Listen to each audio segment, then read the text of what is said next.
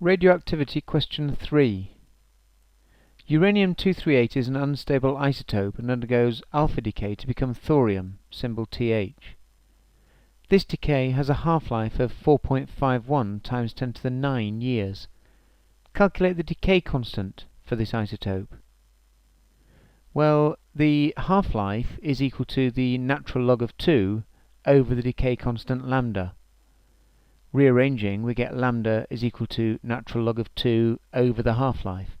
Of course, we must take the half-life in seconds, and we get that by multiplying by the number of days in a year, the number of hours in a day, the number of minutes in an hour, and the number of seconds in a minute.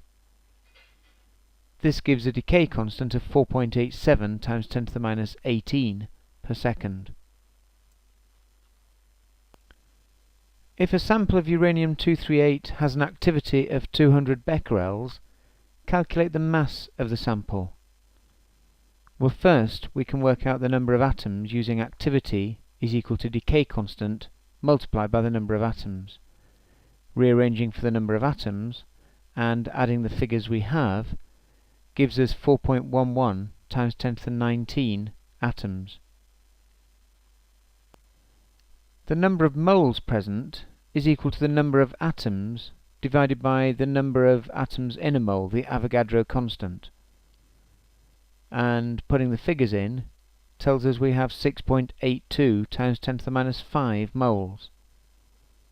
The mass is equal to the number of moles multiplied by the mass of 1 mole, which is just the atomic mass in grams. So in this case we have 6.82 times 10 to the minus 5 moles, and the atomic mass is 238, so the mass of 1 mole is 238 grams, giving the mass of the sample as 0.016 grams, or 16 milligrams. What would the mass of the sample have been when the dinosaurs ruled the Earth, around 250 million years ago? Well, for this we can use the equation the number of atoms n is equal to the initial number, n0, times the exponential function e to minus the decay constant lambda times the time t.